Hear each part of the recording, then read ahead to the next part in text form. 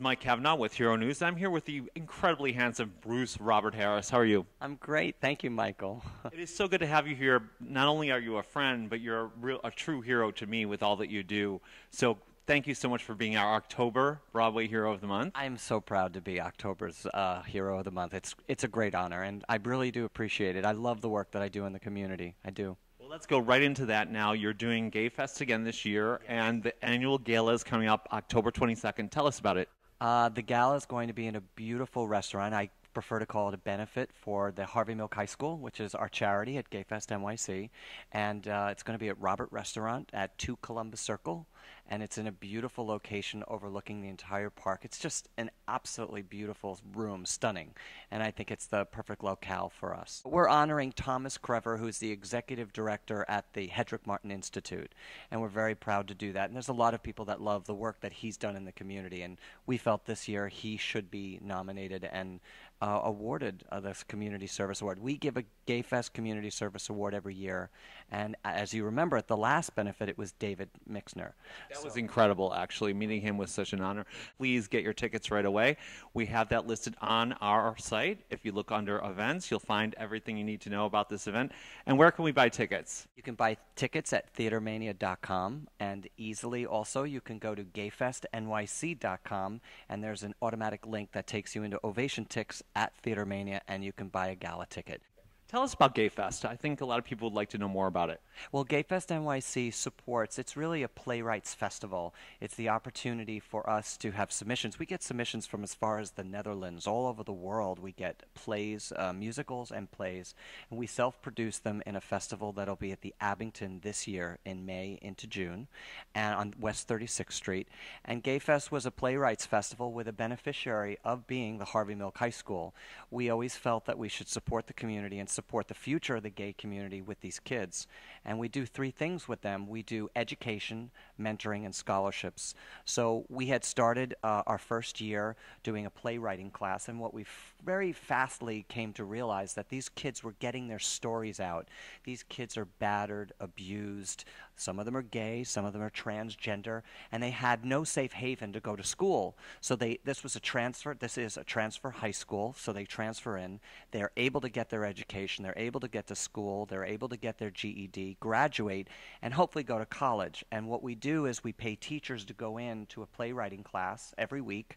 It's expensive, so help us support this, but we basically raise money for the mentoring. We do the education. We bring in positive role models, obviously, from the world that they don't have an everyday chance to meet.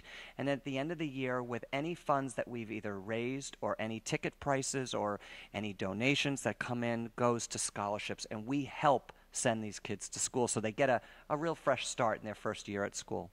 But I just want to say that this is an amazing cause, and you should run and get your ticket right now. Go on the internet right now and buy your ticket. And if you want to make a donation to Gayfest, how can they do that? Same thing? Go to the website, gayfestnyc.com, and hit the support button. But I'd like to mention, if there's any budding playwrights out there and you've got a play that you've written and you want to submit it, there's also a submissions button. So that's how we find new work. It's not only from the United States, it's from around the world. And some really wonderful things get submitted. Okay, so now getting back to you won a Tony! I did win a Tony. I'm very proud. This year was a great year for me. We had also been producers on Bonnie and Clyde, which I think Frank Wildhorn's script was, the score was wonderful.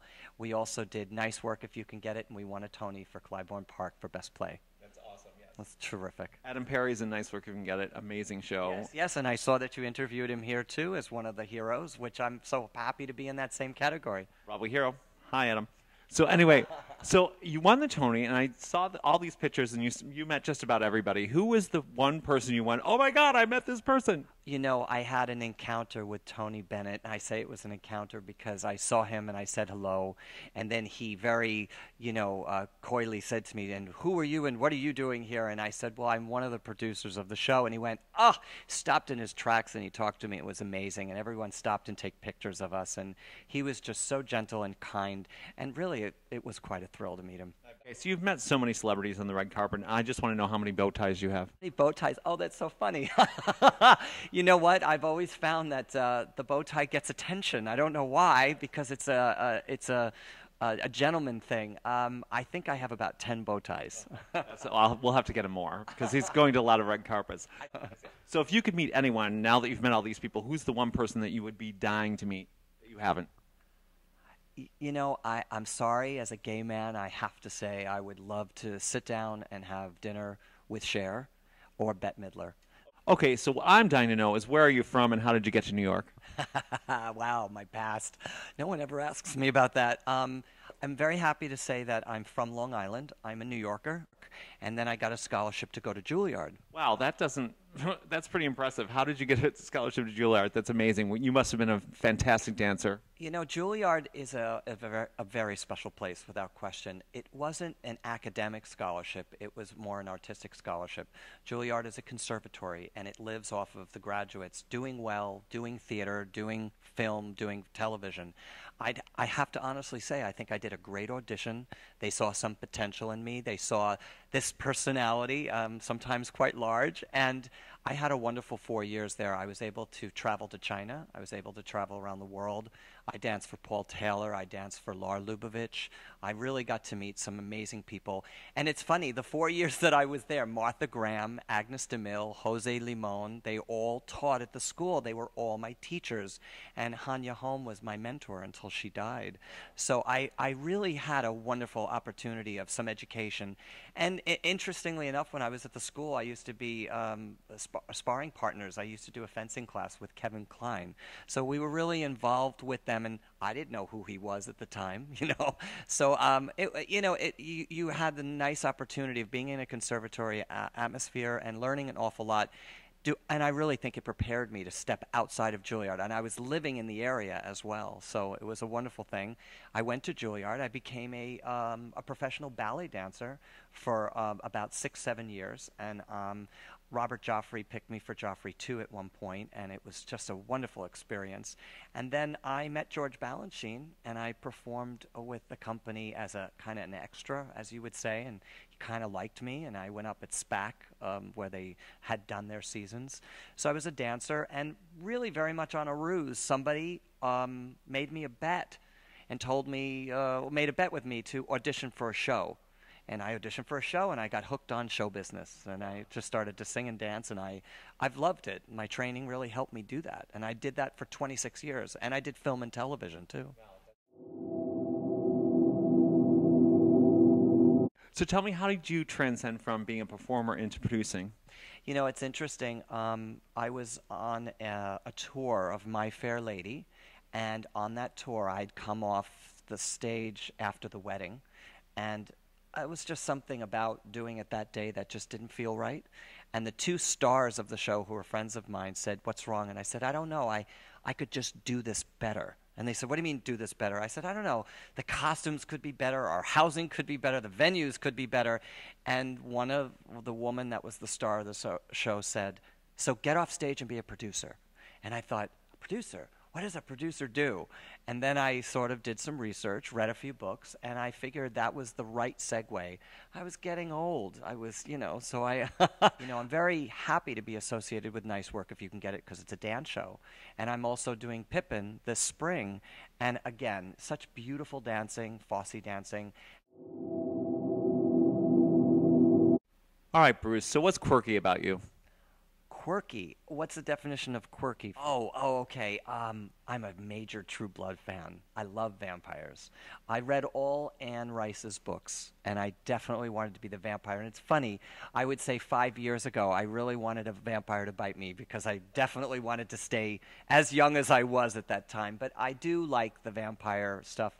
I love all those action-adventure movies, and I try to get my boyfriend, or I should say fiancé, to go to those movies. He won't. I have other friends who will go with me. But I do kind of enjoy the entertainment factor of those movies. So maybe that's the quirky part of me.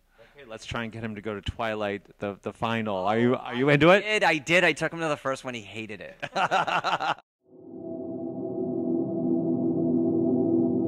Tell us a little secret. What is something that few people know about you? I was married to a woman. How about Wow, scandal. Are you still friends with her? I was just going to say she is one of my best friends, and I'm very happy to say that she's also an investor in my show. done everything from being the actor, being the dancer, to being a producer. For young people that are just starting out, what do you think the secret of success is to get into the business and be successful for a long time? Oh, that's kind of really easy. Be genuine. Be good at what you do. Don't take no for an answer. It's quite obvious whether there's talent there, whether it's singing, acting, or dancing, or even producing. Develop your skills and network. I'll be honest and tell you that I think a lot of the things that I've done in my life that I've been successful in has been networking with people. When people come into audition, I disarm them. I talk to them, I say something to them. That first minute that they come in, that impression, if for any reason an actor is turned down for a job, it's not personal. I think actors have to realize that it's business. Some equity, some non-equity, some hair color, some height. Producers have imaginations, but sometimes there are real stringent obligations that they have to meet for shows when they're casting those shows. I was one of the producers up at the White Plains Performing Arts Center with Jack Batman, and we saw hundreds and hundreds of actors. And I'd happily tell you that we would get notes from actors just thanking us for the opportunity and the audience to audition for us, because we always had something positive to say. There's no reason to say anything negative. There are many actors out there, all shapes, all sizes, all colors. It doesn't matter. There's always a part for someone, and being, prevailing is very important. So I would say, with all the rejection that's out there, take the rejection in, use it for the next time, and go to the next audition. I've always said this to actors: you have to cast a much wider net. You can't just think you're going to get that one job and that's going to make your life. It's not. You have to cast a wider net, and you have to have a little bit more openness about the way you audition. So tell me, through all these shows and all these experiences, what has been the funniest thing that's ever happened to you, or during a show, or during a rehearsal?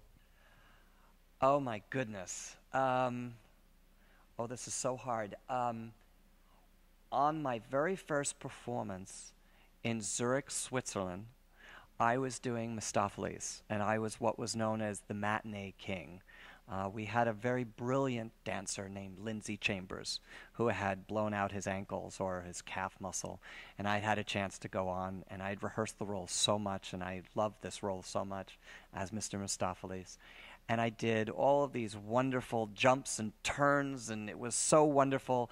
And at the very end of the whole thing, I did a double tour, and I landed on my butt, completely with my back to the audience, on a rake stage, actually falling down. I think that's beautiful, because cats do that, so it's fine. Well, and I got right back up, and I don't know if they knew, but I certainly did, and all the kittens behind me, they were laughing.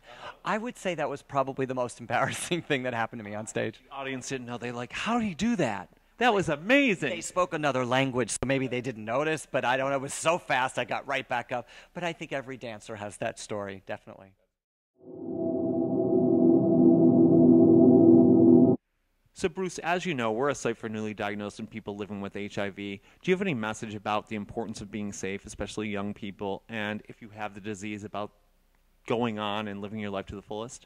I have a real thought on that. When I first produced Elegies, it was done for the Momentum AIDS Project, and the goal was to raise enough money to feed the entire population at the Momentum AIDS Project for 6 months, which I accomplished.